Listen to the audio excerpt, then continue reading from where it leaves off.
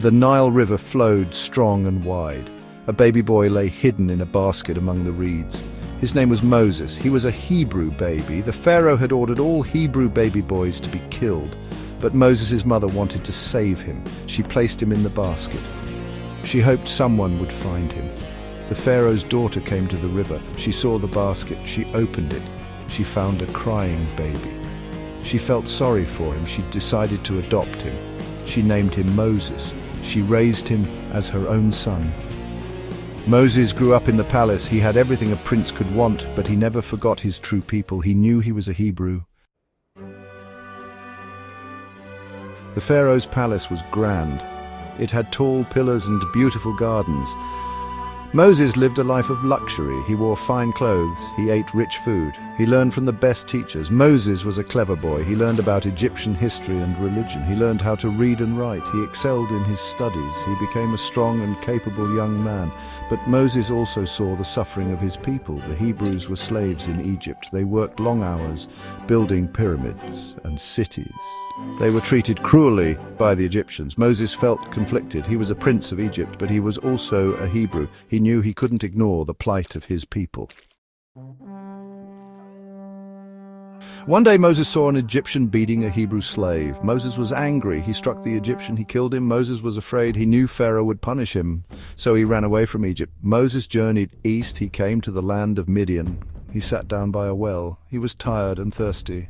7 sisters came to the well. They were the daughters of a priest named Jethro. They came to water their father's flocks. Some shepherds arrived. They were rude to the sisters. They chased them away. Moses saw this.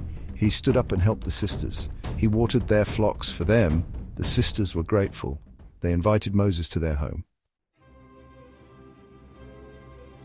Moses stayed in Midian. He married one of Jethro's daughters. He became a shepherd. He lived a simple life. He tended his father-in-law's flocks. One day Moses was tending his flock. He saw a strange sight. There was a bush on fire, but the bush was not burning up.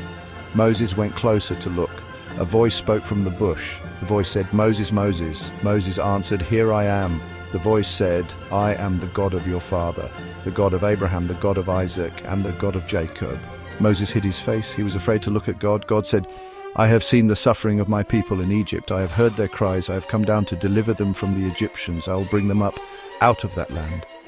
I will bring them to a good and spacious land, to a land flowing with milk and honey." Section 5. Plagues upon Egypt. God said to Moses, "Go back to Egypt. Tell Pharaoh to let my people go." Moses was afraid. He said, "Who am I, that I should go to Pharaoh and bring the Israelites out of Egypt?" God said, "I will be with you."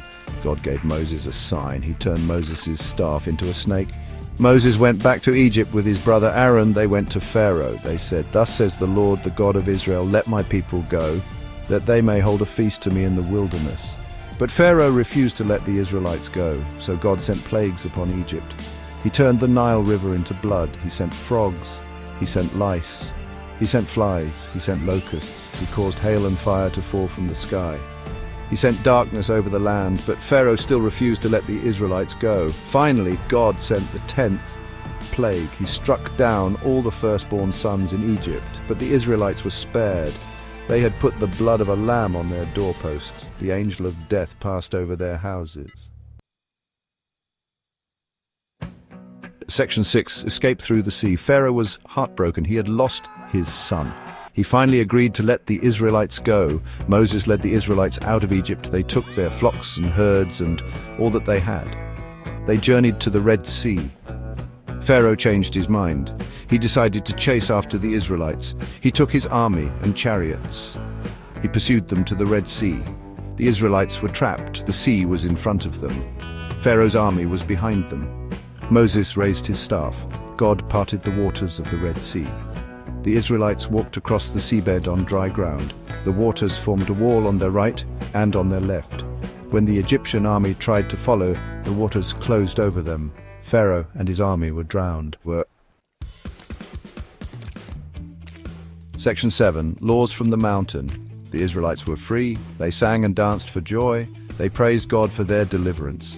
They followed Moses into the wilderness. They traveled for 3 months. They came to a mountain called Sinai. God called Moses up to the top of the mountain. God spoke to Moses for 40 days and 40 nights.